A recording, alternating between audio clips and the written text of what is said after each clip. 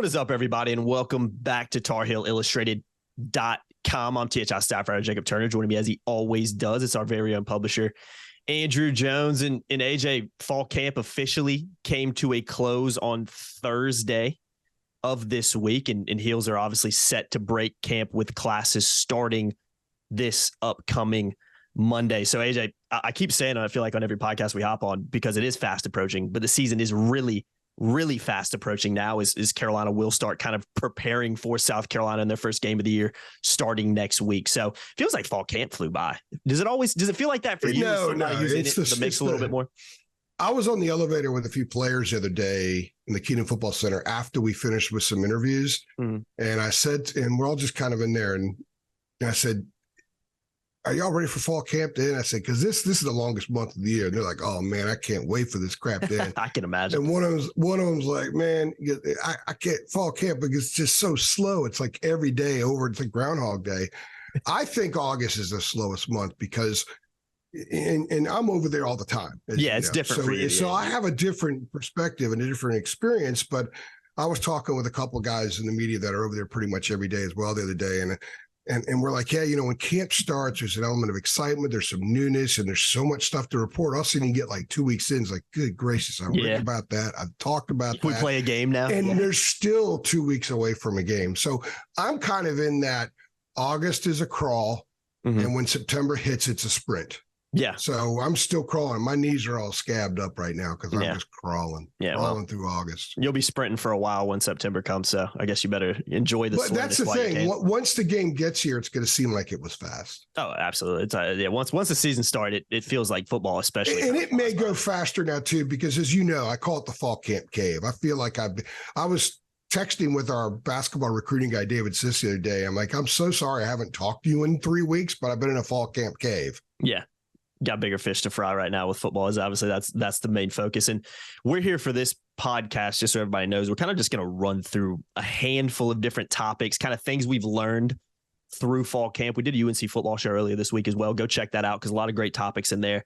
This one's going to be defense, kind of offense specific. And again, just takeaways from fall camp and some of the major things that we've learned through the end of fall camp, again, with practice kind of officially getting going and South Carolina prep going next week. So we'll start on defense. I feel like we traditionally start on offense when we do these, but let's start on defense on this one, just to mix it up a little bit. A few different kind of takeaways, and there's been 4 big takeaways we can kind of talk about in this one. And it starts with injuries. Haven't been a ton of injuries for North Carolina defensively. I know there are a few mixed in there. So again, that does apply. And you can look at the offensive side of the ball as well and kind of feed that into probably more injuries on the defensive side of the ball. But again, not a ton. And through fall camp, if you can get away with not having too many guys, especially out for the long term, which Carolina doesn't have right now, I think that's a positive. So that's one thing we can hit on. More depth as well, kind of building off of that. Faster on defense as well. I think a lot of that's been a big topic amongst players and coaches, is just the speeds increase. And that probably comes with a better understanding in Gene Chizik year 2. And there's also, which we talked about in the football show, some kind of young guys stepping up on that defensive side as well, which is obviously a positive, especially in preseason. So hit on those a little bit. And what do you think, kind of building off of that, what do you think the defense is at heading into, game prep week? Well, it would be better if some of the injury spots weren't issues. They have an issue at star right now because DeAndre Boykins, who I think is one of the 3 best players on defense, along with Cedric Gray and Kamen Rucker. Agreed. And pound for pound might be the hardest hitter on the team. He's been out. And initially the word was, we expect him back for the opener. Now the word is, we hope he's back for the opener. And that's not a good sign. That's the same thing with Will Hardy too, by the way. Yeah. But Stick Lane's also out. Stick Lane was going to be his backup at star. He's the graduate transfer from Georgia State, who was supposed to play a really prominent role in this defense, backing up at safety, back up at star, maybe even starting at safety. I could see a scenario where he could have earned himself a starting spot, but he only practiced a couple of times. He showed up this summer because he graduated in May, GSU, showed up this summer, and he was hurt a few practices in. So by the time we got to the first full pads practice, he was already out. So he hasn't had a full pad practice with this team yet. And that's important. That's vital, because when you're going full speed and everything is 100%, that's when the communication is most tested, the communication in the back of the defense. So he hasn't had a chance to do that with the guys. And they're now done going full throttle, 75 play scrimmage stuff. They may do something next week that's similar to that. Perhaps Sunday they might do a little bit. They might scrimmage Sunday, have a practice Sunday evening, and perhaps then maybe they have a 40 or 50 play scrimmage to a degree. But I don't think he's going to be a part of that, so he's going to miss out on that, which means I don't think he's going to be where he needs to be when they play South Carolina. So if Boykins isn't ready yet and Lane is not available or not up to speed, what do you do at Star? They've gotten Elijah Huzzy some work over there, but Huzzy is an NFL corner. Do you really want to move him away from that? Tayon Holloway's gotten a little bit of work at Star. They might put him there. And guys, DJ Jones, he's emerging for a couple of reasons. One, because of opportunity, because some guys are down. Two, because he's sort of a football junkie. He is a football IQ guy. He has learned the playbook. He's someone that isn't going to make mental mistakes. If he doesn't make a play, it's going to be maybe because he wasn't given the natural gifts to be an A-plus player at the star position every snap. But if he's a B-plus guy there, that might be a stopgap until they get some of the other ones back. But I wouldn't want to go into a South Carolina game with B-plus anywhere as your ceiling. No, you need to be A-plus there. So who knows? I think DJ has surprised people a lot that he's made this much progress. I think he's even surprised himself a little bit, but he also believes he can get better. So perhaps it works out. Perhaps that's the Chaz Surratt story of this team. Yeah, the guy flipping from offense over to defense. He opens up against South Carolina and is 100 times better than anybody realized he was going to be going into that game. So they have some issues on defense at those spots, safety and star. I think everywhere else they're healthy, and I think they're improved. I think they're in really good shape with Jack. I think the defensive line is better and will get better. And they're in okay. The Huzzy spot, they're in great shape. The bigger spot, I think they're in good shape. But there are some concerns about the health and where those injuries are. If they were in some different spots, it might be easier to absorb. But the star one, after Boykins, there's just gigantic question marks. Yeah, I think that I should have rephrased it when I said in the beginning, because I said not many injuries. Again, there isn't a ton of injuries on this team. And I think, like I did say, and I think there are some injuries on defense like you've talked about.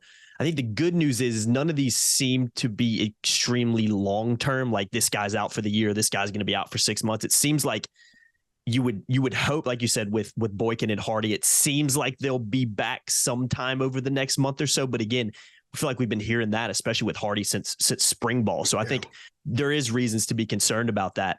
So yeah, I think defense is, I completely agree. I think it's a bit of a concern behind kind of the linebackers in that secondary, because there is some attrition back there. And I've never been a huge fan, I think you'll agree with this, of having to move guys around and play different positions purely because everybody who is maybe there is either not ready or they're hurt to begin with. Because you want to kind of be a master of your position before the season starts, especially a guy like Huzzy. You don't want to necessarily have to say, all right, you're going to play this many reps at corner, and then we need you to go play that jack position or star position because we don't really know what's going to happen there. For me, that's not ideal, especially on a defense that's trying to improve and does drastically need to improve, particularly on that defensive line going into the new year. So I do think if there are any concerns about this team, would you agree that those concerns probably lie kind of in that secondary right now for the most part? Yeah, I agree. But I do think cross training is a good thing.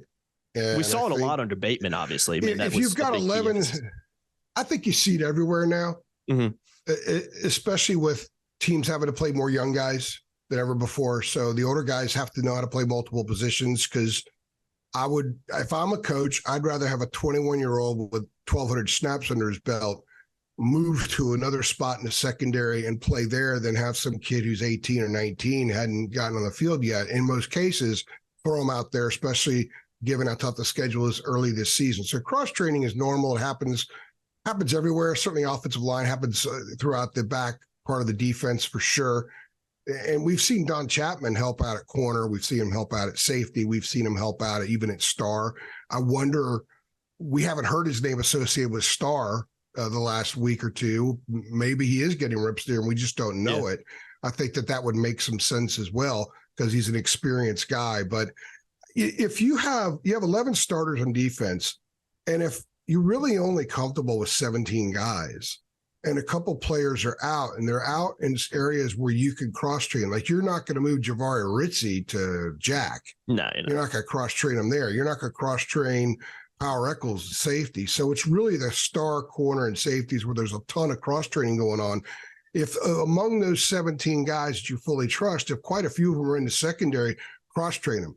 Because if you, as much as I wouldn't want to pull Huzzy away, an NFL corner away from being a corner, if he's a better option at star, and you could still have Allen and Holloway at corner, and you're comfortable with them, and they're one of the 17, well, then you're keeping 11 of those 17 on the field if you move Huzzy. If you move one of the safeties over, if you do move Chapman, if you do move a Gio Biggers to star or something like that, which I don't think is happening. I'm just using this as an example, and it keeps 11 of those 17 on the field. I think coaches are going to do that because their job is to win games. So I do think the cross-training is good in that sense. I don't think it's ideal to move guys around in the course of games. You want them to be a master of one instead of a semi-master at all. But right now, I don't think they're in a position where they can look at things that way, because if they don't have Boykins or Lane, someone's going to have to play star that a month ago the staff wasn't thinking about as being a 75 play star in the opener against South Carolina. Yeah, and again, that's just not ideal. I mean, if you're looking for your ideal start to the season, you don't want to have some of these key guys potentially either ultimately could be game time decisions, or even if they're ready to play like Boykins and Hardy, which we don't know from based on what we've heard. It's still not great that, okay, maybe they are available, but they've only practiced for a week or less. That's not ideal either, because you missed a lot of the preseason. So again, I think if you look at concerns, that's probably where it lies. But again, it's not. I don't think there's massive concerns on defense. We still need to see how that kind of shakes out over the next couple of weeks and see if guys can get back healthy. Because I think if you put Hardy and Boykins in that defense starting, yeah. I know I'm personally feeling a little bit more confident about what. Yeah, even if Hardy, I think they could survive without Hardy. I think surviving without Boykins will be more difficult. Yeah. So even if Boykins is cleared 2 days before the game, he's going to play 65 snaps. Yeah, he's that good. He's that important. And the whole mantra for this defense, in addition to just being better at everything, is to be tougher, to be more physical. And part of that is being better in pre-snap, being faster because you're better in pre-snap, making more direct hits, and just being more physical. And there's nobody in that secondary more physical than DeAndre Boykins. So if he's ready to go, he's going to be on the field. Yeah, you got to play him, no doubt. Last thing real quickly on the defense before we move to offense. Faster on defense. I know that's been a thing we've heard a lot about. I remember Chizik a couple of weeks ago, Gene Chizik, defensive coordinator, kind of talking about how they did a lot of things in the offseason, obviously, as you always do, of looking at what didn't work last year and looking at what worked and saying, okay, these things work. So how do we do more of this during the season instead of doing these things that maybe the players and personnel aren't as comfortable with? Do you think the speed on defense is attributed to that a little off-season preparation of like, okay, we're really good at these things. How do we build off this in season 2? And just a better understanding from everybody. Because again, it's like anything else, AJ. It's like any job you work in. The more you do it, the more reps you get at it, the more comfortable you get, and the faster you can probably do that job. I'm assuming when you started in journalism, 25 plus years ago, you couldn't write a story as fast as you probably can now. And again, it just comes with experience. So do you think that defensive speed element that is better is just a better understanding of what they're being asked to do and just having a year under their belt? Because to me, I think that's vitally important. I think having a better understanding is part of it, but there's a couple prongs to that. One, I don't know so much that Gene looked back and said, well, we did these things well, so let's keep doing that. I think the biggest thing that he learned last season was that he was away for 5 years and offenses changed. Like, I don't think his defense, as it was in 2016 and this time a year ago, was as equipped to deal with the abundance of RPOs that you see in college football. So I think that was something that he had to adjust to. He beat himself up, figuratively, about last season, and he went back and looked at every layer of his defense, every element of his defensive scheme, and figured out, okay, this really doesn't work right now. So I'm not going to overemphasize this anymore. So I think it was more that it was what worked and what didn't work. Now, they did make some tweaks during the course of the year. They got better later in the year. They blitzed more.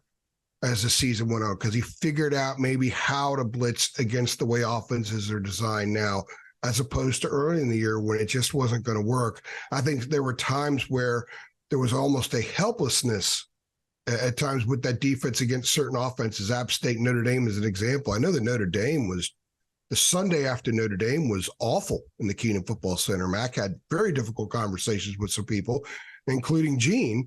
And that was all part of the process in getting to where they are now. So, yes, I think they're faster now because the scheme was tweaked more to their advantage to help them be successful more. Number two, they understand the principles of the defense, the theory of the defense a lot better. Number three, they have improved pre-snap communication. They are emphasizing the intelligence of pre-snap. So when you're good in pre-snap and when the ball is snapped, you actually react immediately the right way, you're going to be better positioned to make plays than if you take a split second to react. That split second could be the difference between hitting a guy head on, coming through a hole, or hitting him on the side and they get 8 yards instead of 3. It's fine margins, The margins are very, very fine. And I think that is what they are saying has occurred. Now, in the scrimmages, they've still given up some gashes, but they're getting more sacks. They're getting more TFLs. They need to get more turnovers, but I know this much. Huzzy's had a few picks, and that's one of the things they brought him in for. So if they can increase the sacks and the TFLs and the turnovers by 15 to 20%, and they're better in the conventional first down stuff because they're reading and reacting when maybe it's a little bit more difficult to guess, if you will, what an offense is going to do on a 1st and 10 from the 40 as opposed to 2nd and 11 from the 41. If they're better and 15 to 20% better in all those areas, I think that's a significant jump for this defense. And with what the offense should be, might be enough to get this team to 10 wins. Absolutely. And that's a perfect segue to talking about the offense, because that's what I want to talk about next. A few topics to hit on. Let's start with wide receiver and running back rooms, because those are kind of go hand in hand with just the amount of depth in those rooms. I know we've talked about running back a lot. Is a good problem to have. And what I mean by that is there's a lot of guys in that room that are pretty talented. There's a lot of guys in that room that played, not only talented, but have actually played a good amount of snaps for North Carolina. But again, the thing is who's going to emerge, who's going to be kind of that, who's going to step up and not only claim that starting spot, but, firmly cement themselves in the rotation behind that. But again, a lot of talent there and a lot of and some experience too. So I think that's a positive. Very similar in the wide receiver room. Tez Walker's situation is an unwanted kind of thing Carolina's having to deal with right now. But again, if he is, from what they do expect him to be able to play week 1, we have no evidence to suggest that will happen as of right now. But if that happens, you got Tez Walker there, and you've got a lot of really talented guys behind him as well. Nate McCullum, Kobe Paysour. You even got the likes of Andre Green, J.J. Jones. I mean, there's guys I'm not naming as well in that room. They're going to play a lot of snaps there. So those positions kind of go hand in hand of a lot of guys in that room. We still need to kind of see how the rotation ultimately ends up shaking out, but the talent there and just the amount of depth there is definitely a positive, I think.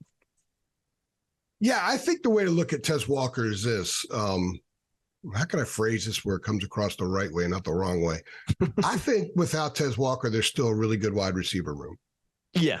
With Tez Walker, they're an exceptionally good wide receiver room. I don't want to say he's a luxury because he's their best receiver, and he's the guy that could be a difference maker. Tez Walker is the kind of guy you could see making that big catch on the road in a key moment and scoring. And it's just in his DNA to be in that situation and to deliver in that situation. So I won't go into where they are with the Walker situation because there's no new news on that. So until we hear something, there's no news. Because honestly, North Carolina is not in a position where they're getting, everyday peeks and glimpses at where the NCAA is with this. They don't even know if the NCAA is even the people. I'll sidebar here for a moment so people understand, so I don't confuse people. There are committees in the NCAA, people who are assigned certain periods of time that are in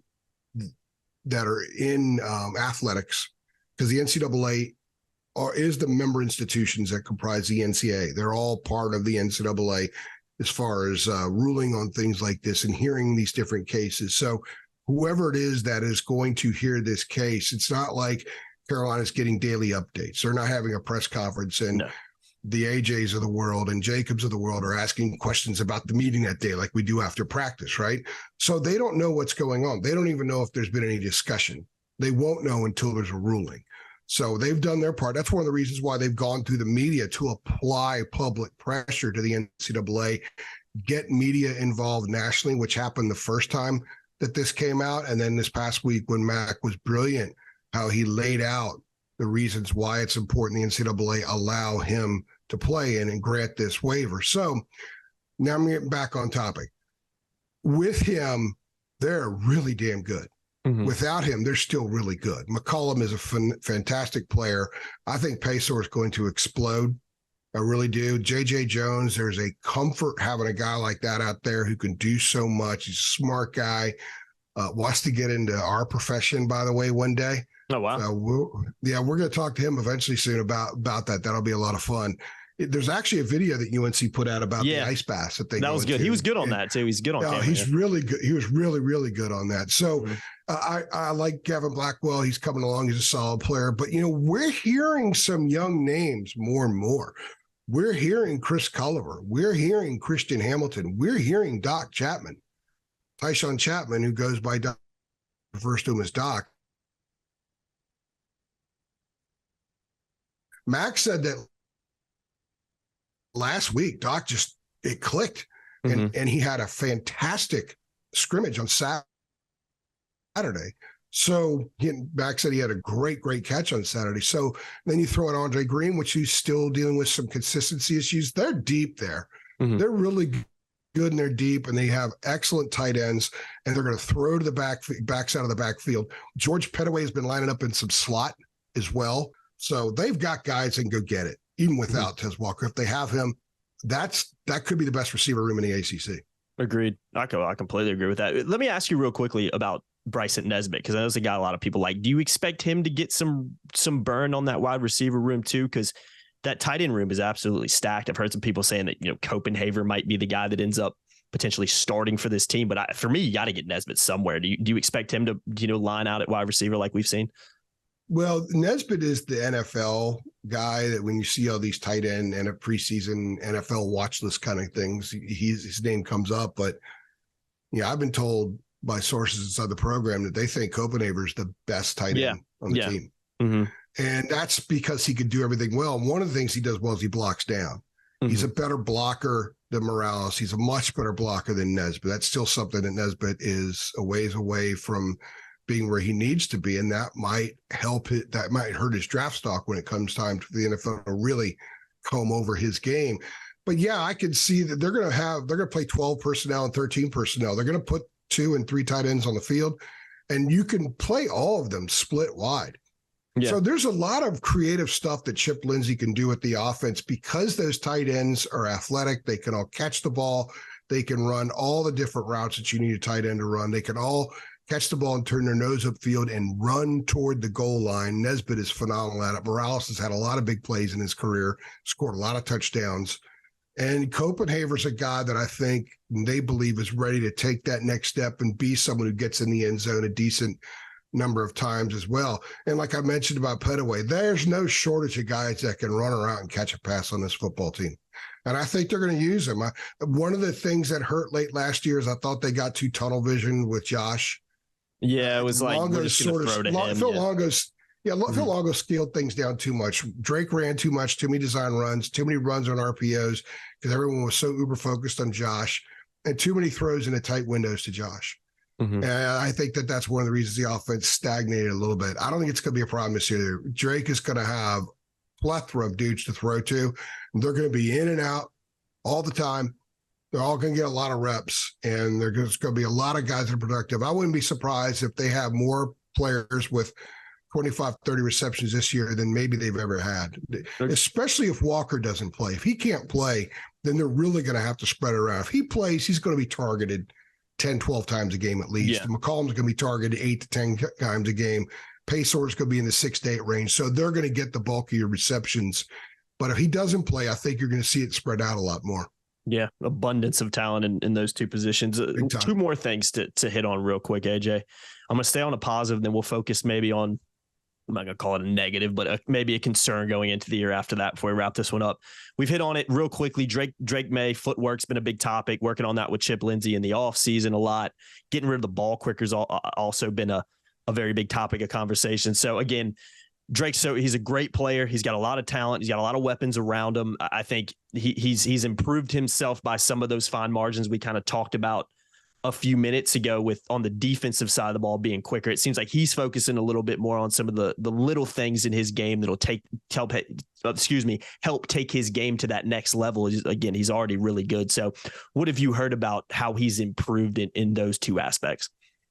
Well, and it's also stuff I've seen because I've watched him at practice. Yeah, true. You've been there as well. Yeah, a few times. So he was so good last year. It's kind of hard for a non-coach like myself to see specific improvements. Like I could look at Des Evans and knew right away. Okay. I could even look at Bo Atkinson. I told you guys that a few weeks ago. Bo Atkins is the guy that's going to get on the field. You can just see it. With Drake, he was already so good and so polished as it was. It's a little bit more difficult for my commoner eyes to see. However, I think it's what they're going to do and how they plan on using him and having him avoid the hits is really what we're talking about. Quick footwork, quick release, a lot of quick short pass plays, a lot of quick dumps. That's why you have the screens to receivers. When you have a couple of slots on the field, let's say they've got McCollum and Pacor, you can run a lot of quick little hitters and put the ball in the hands of a guy who can run and get stuff going that way.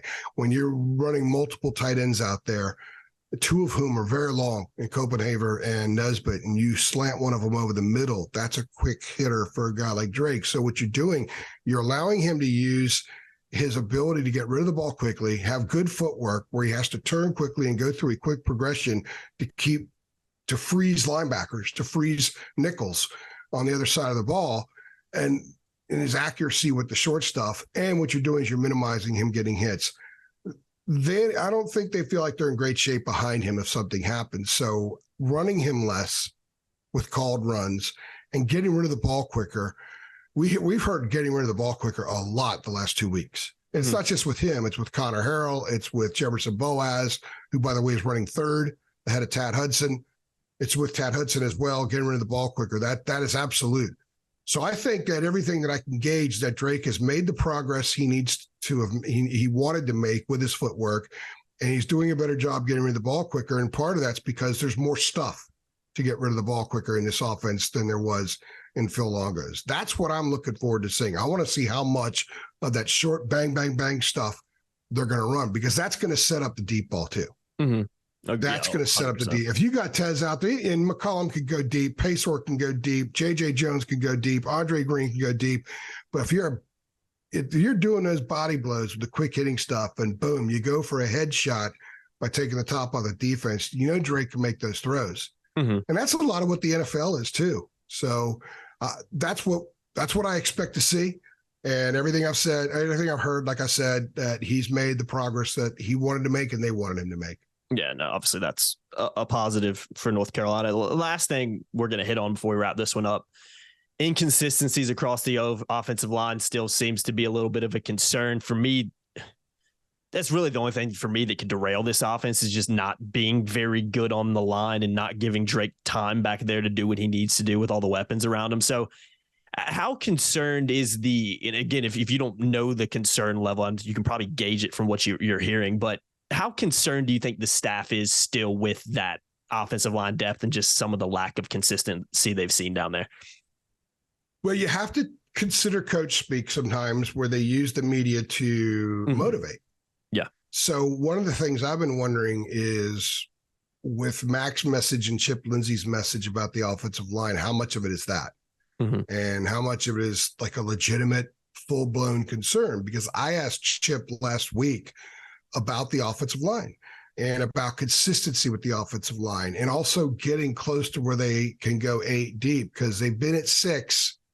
I think they're really close to 7 with Diego Pounds now. He's been stepping up big time in the last couple of weeks in practice, playing a lot of left tackle. In fact, playing well enough that they've been moving William Barnes a little bit more in practice to right guard. However, Mac said that they've been really strong the two guard spots at center. He said that they have been inconsistent, had some issues at both tackle spots, which includes Spencer Rowland. Lindsey said it's just been inconsistency across the board, not just with the starters, but with the backups, the second team guys, which is why no one's really climbed into that spot. So we got a little bit of different stuff from Chip on this than we did Mac. So perhaps some of it is they know that that's the one position group that they've got to just whip into shape, if you will. And perhaps there's some motivation behind that. But at the same time, a lot of these guys have been inconsistent throughout their careers. So it's easy to see that they would be inconsistent now as well. So I think offensive line is still a concern, legitimately. I think there was some merit to what they were saying. Lindsey's reaction was, well, they're just inconsistent everywhere. And Mac very quickly, almost adamantly, when I asked him about it the other day, no, it's the tackles. We're good guard. We're good inside. It's the tackles. So at the very least, I think there are issues at tackle. And that's why Diego Pounds perhaps is getting some run. We were hearing a lot of great things about Spencer Rowland before camp. Haven't heard him since camp. So we'll see.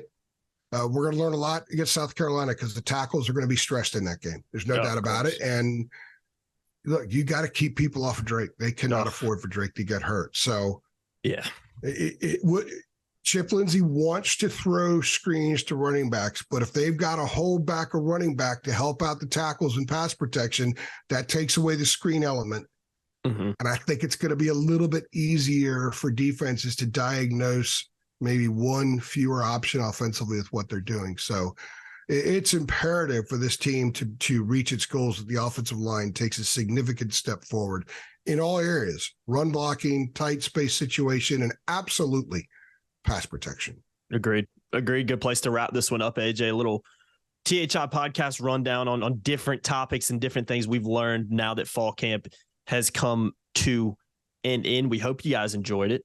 As always, make sure you like, share, subscribe, hit that notification bell as well. And head on over to TarHeelIllustrated.com. And AJ, you can attest to this too. It's a fantastic time to do so. There's so much stuff going on.